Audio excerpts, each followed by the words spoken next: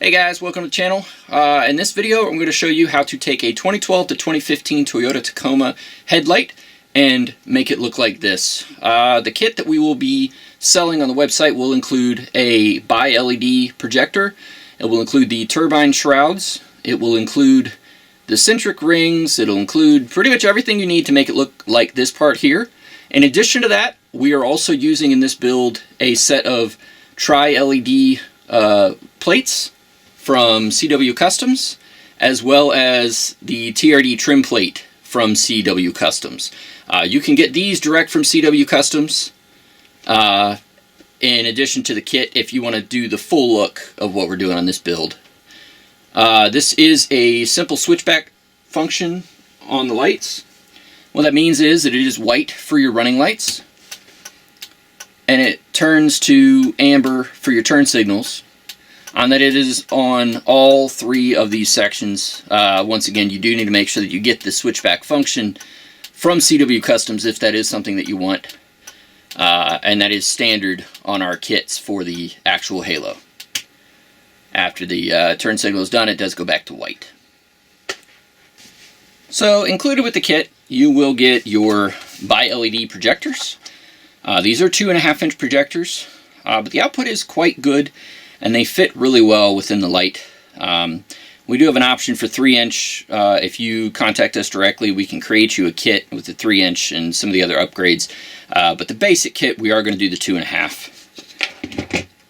Also, you will get the switchback halos, and you will get a pair. I'm just showing you half what you need to do one light. So you will get a pair of projectors. You will get a pair of the switchback halos with the drivers. This is our plug-and-play harness for the headlight itself. It's very simple design with a cable gland to be able to run it out the back of the light. The standard H4 HB2 plug, as well as quick connects for the projector itself. So there is no soldering required or splicing wires or tape or any of that. You will also get the turbine shroud in black, as well as the mounting ring, and this will be used for the halo to mount it inside of the shroud, and we will show you that. You will also get 8 breather patches. These help to reduce the likeliness of condensation on the lights by allowing the light to breathe better. We'll show you how to install those. You will get a cap for the back. That way you can reuse your back cap, but keep it watertight. And these are the mounting hardware for the projector itself, as well as a roll of butyl so that you can reseal the light. Now these are the parts that you will get from CW Customs.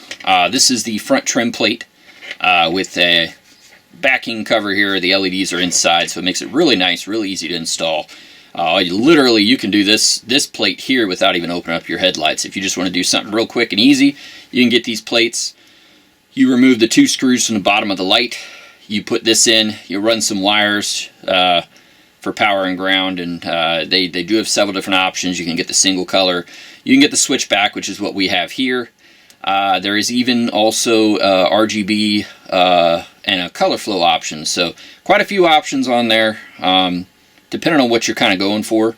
The switchback was a perfect match for the build that we're doing, so that's what we went with.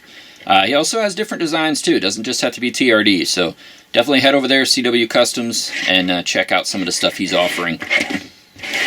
This is the driver for that, which is also included, and it is labeled as to what goes where.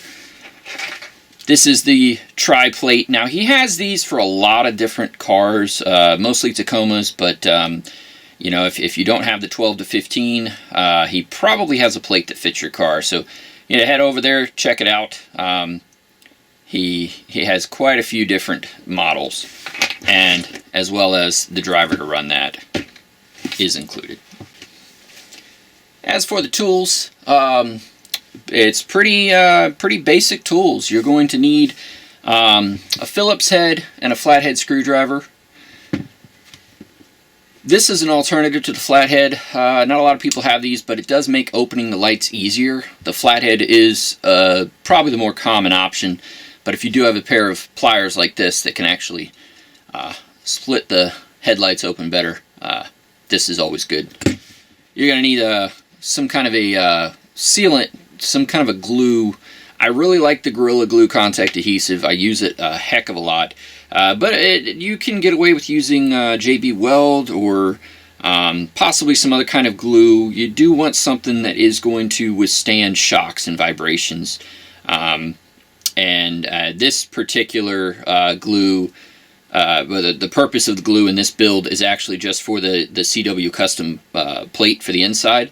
So if you are not doing that plate, you will not need it. But if you are, definitely make sure you have it. You're also going to need a drill with preferably a stepper bit, because you're going to need to get some of a little bit larger hole. Because you're going to need about a 3/4 inch hole that you got to drill. So if you got 3/4 inch bits, that'll work. I really like the stepper bits because it lets me make the size hole that I need, and then makes it a lot easier, one bit to do it all. And last, you will want a 5/16 socket. I have one in a screwdriver here, which makes it a lot easier. This is for actually removing the reflector bucket inside of the headlight. So that's the tools that you're going to need.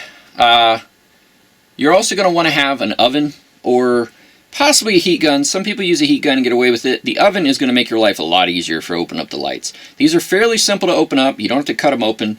These can just be opened up in an oven. Really simple. At about 220 degrees for about 10 minutes or so is about all you need, and that'll open them right up. So we'll head over to the oven and get these lights open. So the first thing you want to do on these lights is remove all of the screws. There are several of them around the outside of the light. I actually just switched out to a power screwdriver. It's going to be a little bit easier, but this is where you'd be using your Phillips.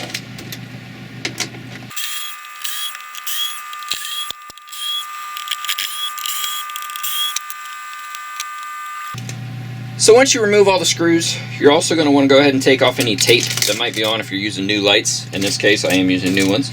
So I'm going to remove that. You don't really want to put it in the oven with any of the packing tape or any protective tape that there might be on the back covers. You can also remove this. You don't have to, you can leave that on, but I'm going to go ahead and pull it now. Put it to the side. Now the oven is heated up. It's time to go ahead and put it inside for about 10 minutes. Alright, now that the lights are done, go ahead and pull them out. And it will be hot, so keep that in mind.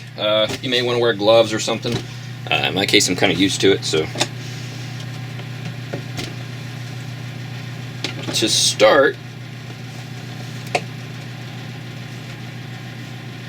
you're going to want to pry just a little bit on the bottom here. You basically got to get something in between that seal to start to break it open. This flathead screwdriver works pretty well here. Once you get it started, you can use a couple flatheads and kind of work your way around. Or, in my case, I'm going to use the seal splitters.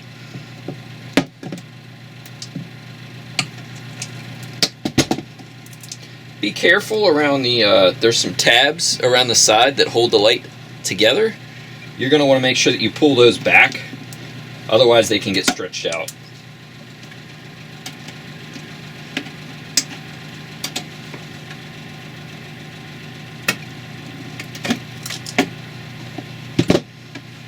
Once you get it about halfway, you can kind of grab it by hand and do the rest.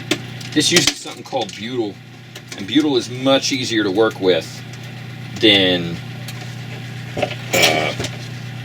Permaseal, or some lights are even welded together, mostly tail lights, but butyl is very easy to open, so it's definitely the way to do it.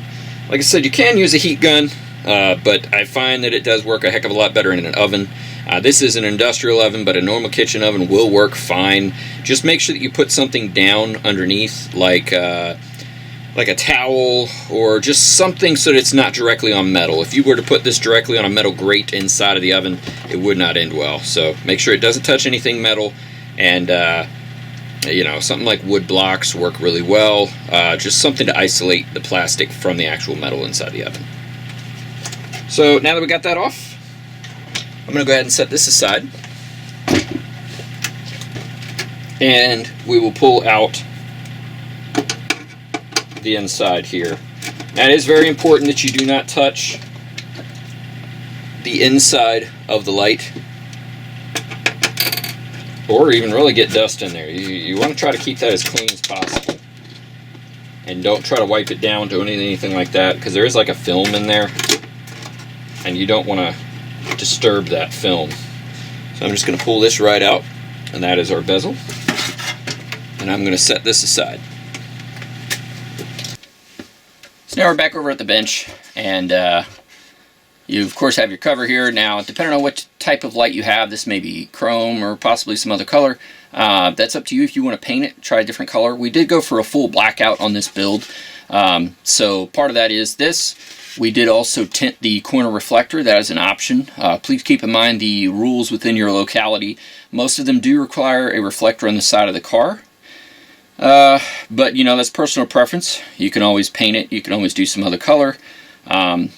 Fully understanding the risks regarding doing that on a car that's driven on the street. Next up, we have the inside here. Now, because we did go all blacked out, I will be removing this bucket, which you're going to want to do either way because it's going to make it a lot easier to install the projector.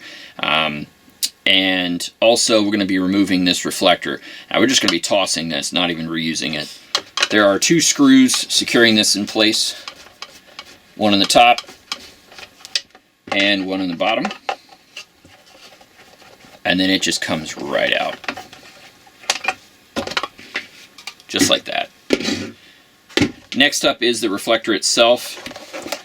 On the back side, this is where you're going to be using your ratchet set, the 5/16 inch. You have one here and one there. Now, depending on what brand of lights that you have, this may be a slightly different size, but these are the adjustment screws, and you're going to want to take them all the way out. And that way the reflector will actually come out and we can remove it. There is also a tab down in here that you're going to have to pop to pull it out.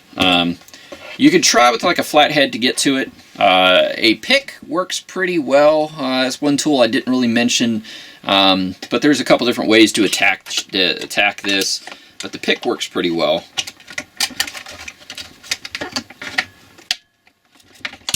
You can just reach around, push those 2 little tabs, and then it's already popped out. Next up, we'll go ahead and hit these with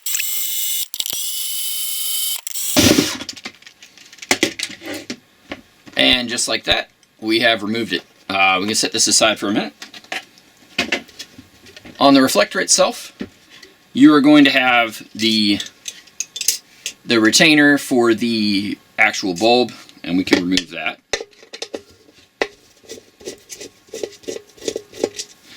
We're also going to be removing the cutoff shield, which is this part right here, and that is using removing this nut in this case. And the way that it's secured may vary depending on the lights that you're using. So I've removed that nut, and it'll just slide right out, and we won't need that anymore either. So, as far as painting goes, one big thing, if you do decide that you don't want to keep it chrome and you want to go to a different color, is that you want to consider stripping the chrome. Trying to secure paint to chrome, it doesn't always stick very well. It might stick fine for your initial painting, but then later on down the road, sun and heat and things like that will make it start flaking. It's a much better idea to remove the chrome. Now, there's several ways to remove the chrome. You can use a degreaser, like DEP or Purple Plus or something like that. And you can use that to submerge this in it, and then it will actually eat the chrome right away, lift it right off. You can also, if you don't want to buy a bucket of degreaser, you can use Easy Off Oven Cleaner. You spray it on, wipe it off. It'll slowly start to remove the chrome. You might take a full can of it, but it's a lot cheaper than the degreaser. Degreaser's a lot faster. That's the way that I'm going to remove them. So we will be removing the chrome and painting these in a black. Before I do that though, I'm going to go ahead and drill a hole for the wires for the halo, because you do have the hole out the back here, which is where the projector will go, but we're also going to need a hole for the actual wires that go to the halo. The easiest way to do that is actually right where the cutoff shield hole is inside of the light. So I'm going to drill that now, and just like that, I have made the hole, which will make it a lot easier to be able to run those wires straight through down to the bottom. In addition to that, on these particular housings, the hole is clocked a little bit off center. So if you were just to use our H4 bracket,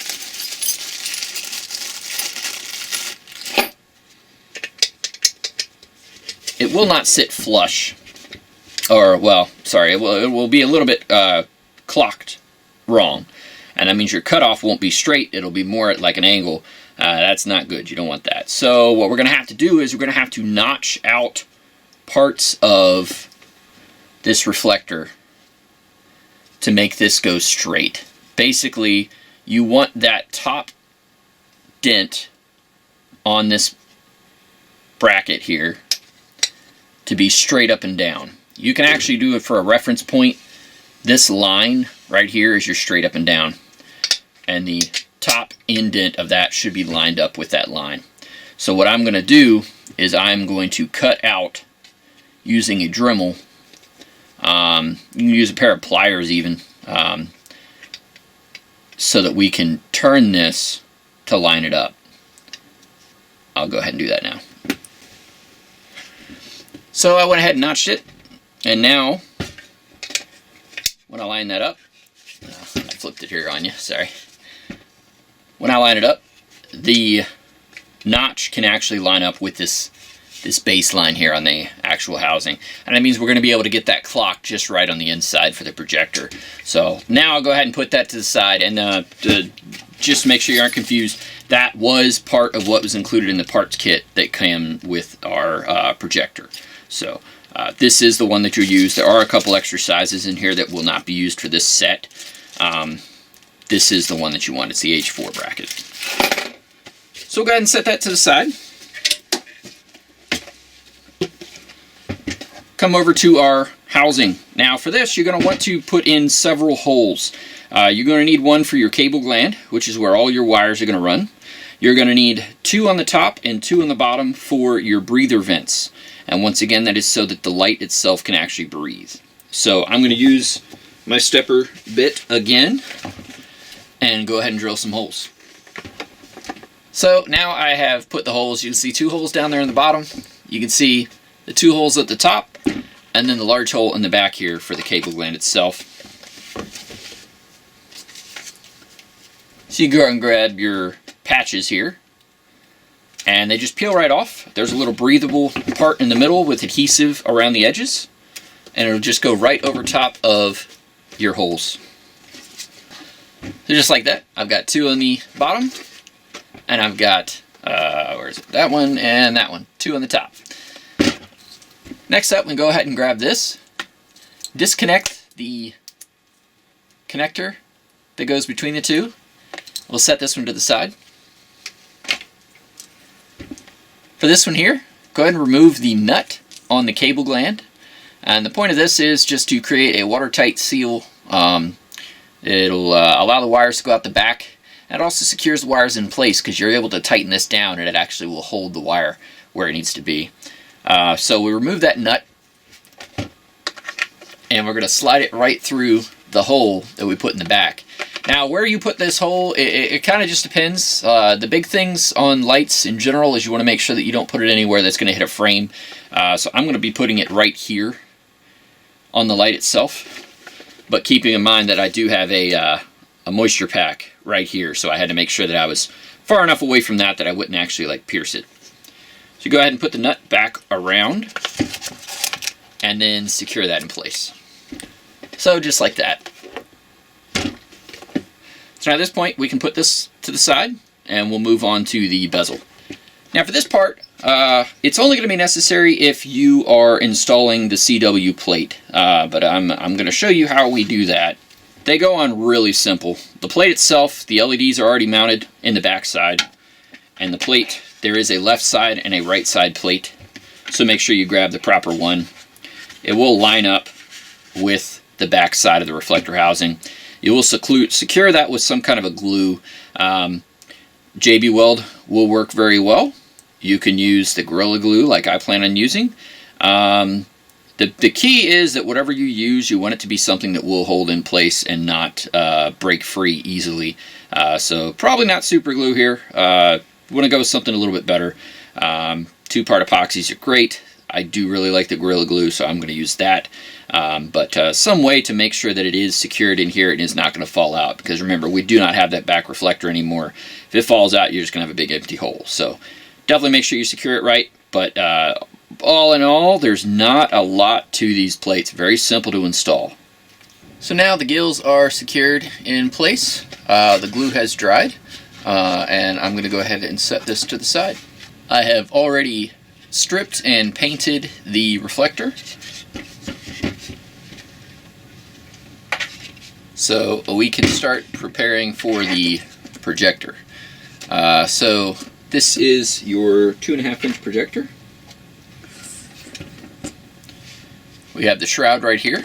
Inside of the shroud, you will install a centric ring, which will be included, and it just goes right inside, snaps right in place. Before you put that ring in, you're going to want to make sure that it fits over top of the projector. These are a tight fit, so sometimes you will need to use a little bit of sandpaper on the inside to just lightly take off a little bit of the plastic until it slides right over. It's not a lot of plastic, just a little bit, but something to keep in mind before you install it inside of the shroud. You're going to want to go ahead and knock that off. These are the mounting rings for the shrouds. This is what is going to maintain the halo inside of the shroud. On the ring, what you're going to do is you're going to want to take off the little sections right here, right around where these raised lips are, just like so. And then it'll look just like that. On the inside of the shroud, there are some raised edges right in here. And you're going to want to go ahead and cut those too. There's 3 of them. And that way, you can take the halo, and the halo will slide right in place. Now, before you do that though, you are going to want to go ahead and remove the tape backing. A lot of these parts are universal parts that we are using for this kit. So some things like the tape, things like that, would be used in other applications, but they're not used in this one. So we are removing that. And it just slides right inside like that. You want to go ahead and have these 2 posts on the inside of the halo and up towards the top with the wire down towards the bottom of that. Right like so. And then you're going to want to secure the ring in place. Now you can use a little bit more glue like around the outside, or there are screw posts here where you can use a small like a number 4 size screw. You use 2 of those and it'll secure it in place. So just like that. Now they're secured in place. And we'll go ahead and put that over top with the wire down towards the bottom of the projector. The bottom of the projector is the part with the fan. And it's just going to slide over top just like that. Next up, we're going to grab our bag and pull out the silicone ring and the nut. And then we're going to grab our bracket again, the H4. So the next step is you will take the silicone ring that is in our bag of projector parts, and it will slide right over the back of the threaded shaft, just like that. Then we're going to take the projector, we're going to slide the halo connection through the hole that we drilled, and the other 2 connections are going to go through the large hole in the back of the light. We're going to take that H4 bracket and slide it right over top.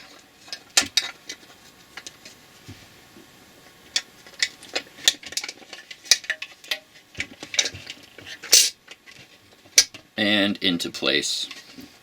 Then we'll take the nut, slide that over top of the bracket, and tighten it down.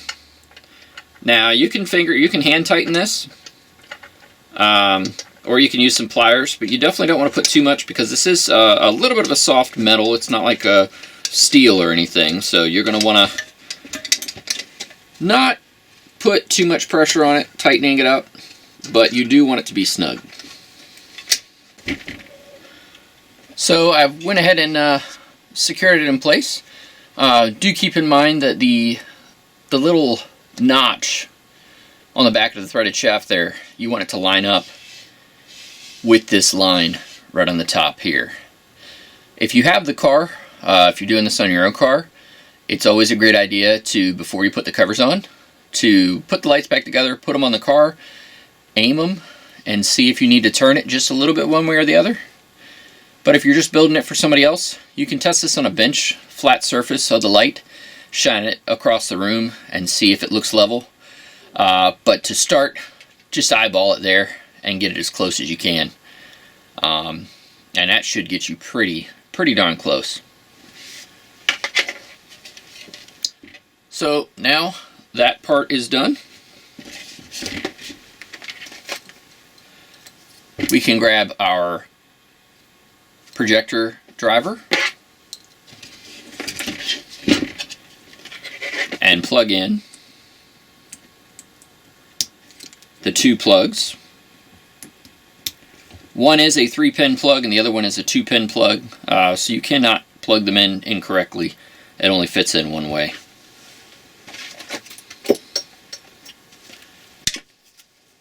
Then we're going to grab our halo driver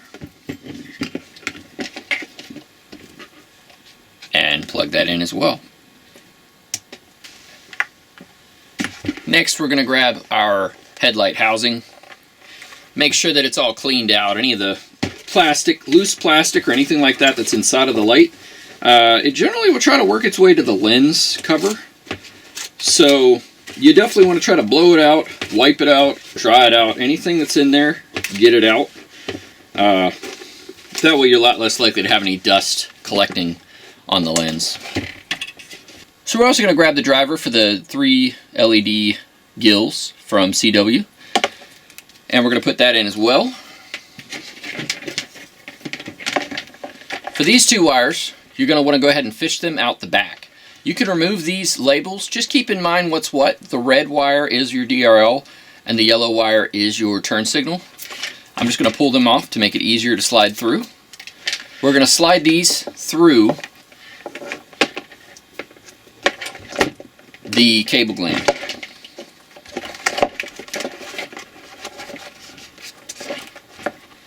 And that way we can tap into the appropriate wires on the outside of the vehicle.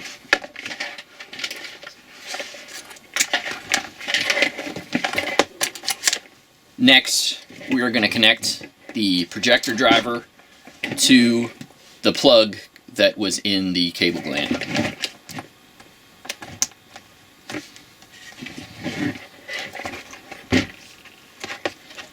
Once all that is in, then we can line up the reflector into the housing, and you're just going to line it up with those 2 screw holes on the back, the threaded shafts.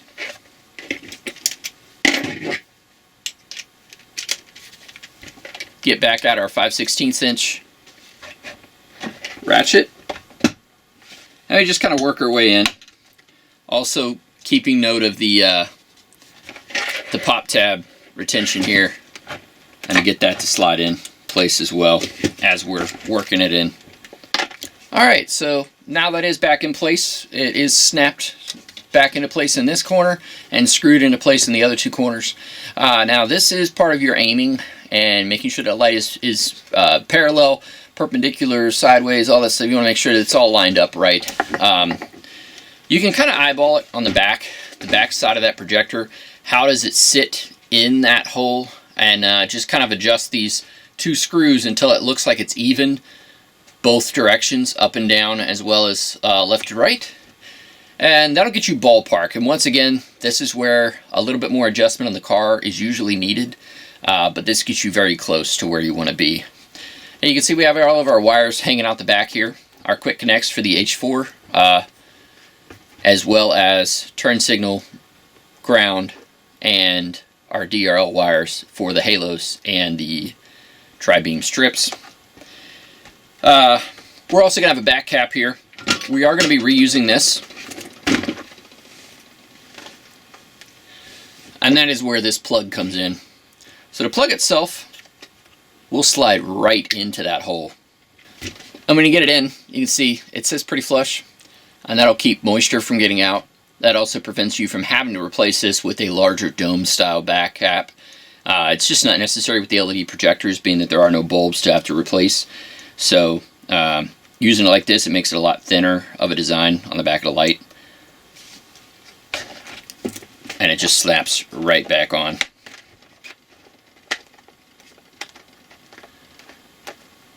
Just like so. Now we're going to reinsert the bezel into the lens. Once again, keep in mind that you do not want to touch the actual back side of that lens. We'll go ahead and secure it back in place with the screws.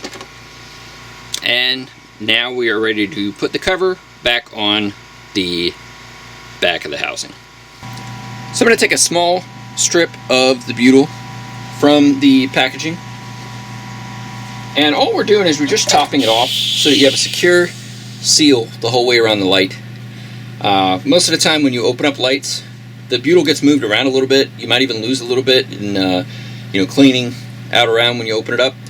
So you want to make sure that there is enough in there, because if there's any gaps, that's enough for water to get in.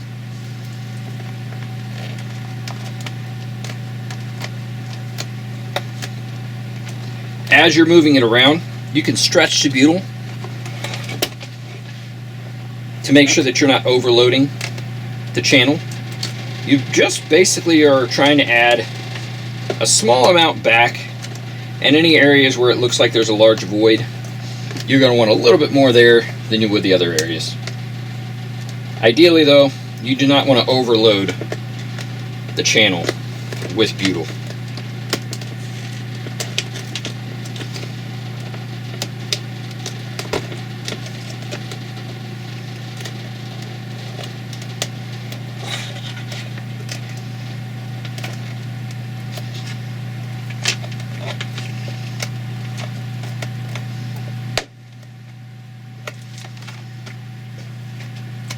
Just like that, I've now got enough butyl in there that I should be good to seal up the light.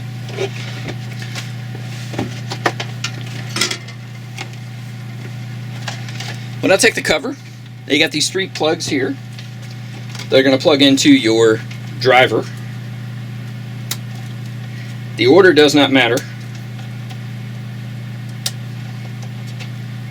Plugged in just like that. And we will orient those wires into the light here in a way that they're not going to get in the way of putting it back together.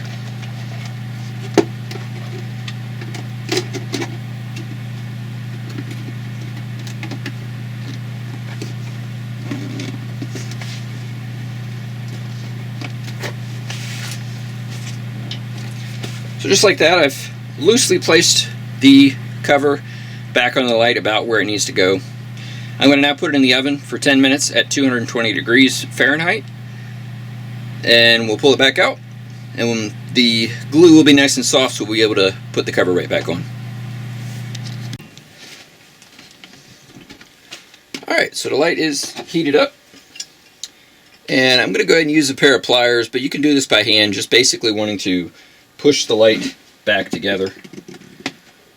And you do want to do it a little bit gently. I mean, you don't want to force nothing. You want to make sure that no wires or nothing are in the way, or like in this case, I got to push it up a little bit to get the lens to sit into the channel properly.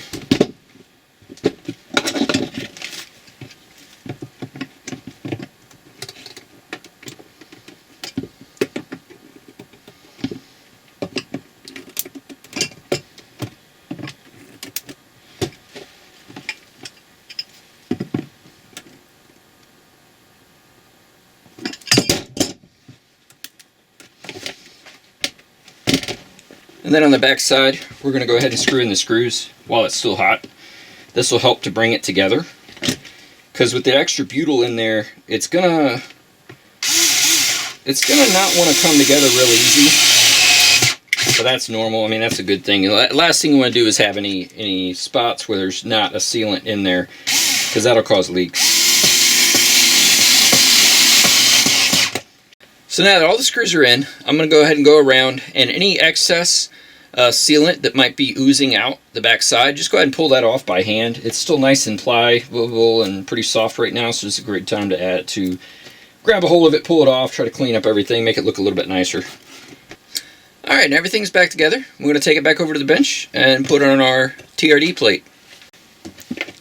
So for the TRD plate, you just have 2 screws here that you're going to remove. Just like that. Make sure you keep the screws.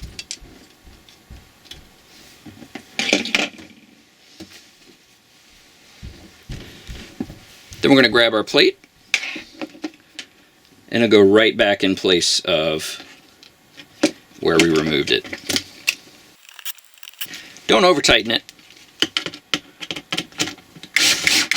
Just make sure it's nice and snug. So now we have our TRD plate installed. Our gills are installed. We got the projector installed with the halo and the shroud. Everything's blacked out. On the back side, everything is sealed up. We've got our cable glands, our patches on the top and bottom. Our cap seal is back on. You do have the hole for the turn signal. You will pull your bulb on this in the event that you're doing the gills, because you obviously will not need that. So you will still put the plug back in, but no bulb.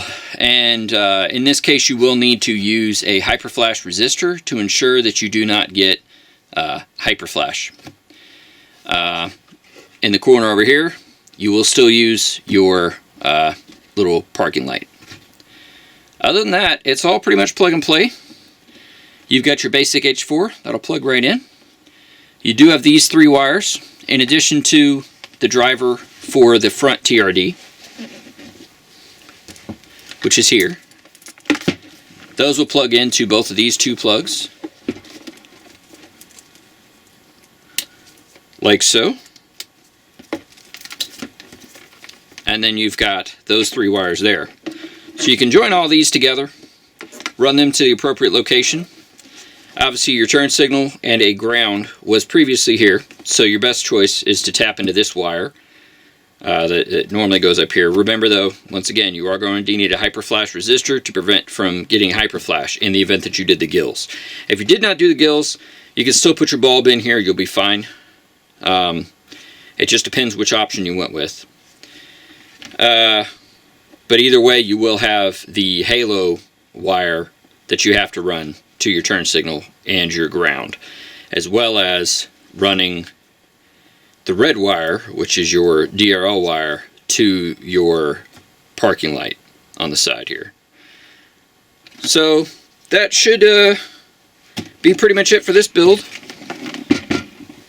The kits are available on the website. As I stated, this kit will be the basic kit with the projector, the shroud, the rings, the halos, everything that you see here, that'll be included. The CW parts can be purchased at CW's website, and there will be a link in this video for that.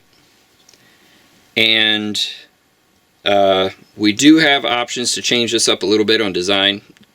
If you want to go to different shroud, if you want to go with the 3-inch, if you want to change it up a little bit, hit us up, let us know, and we can see about possibly being able to change it up to a different shape, different style, different layout. But this is a solid layout. This is going to be a big bang for the buck. You get a lot with it. The install is pretty simple, and the looks are a drastic change from what you had factory. So hopefully this is something you guys can use. Thanks for watching. Give us a like. Subscribe if you can. Thanks for watching.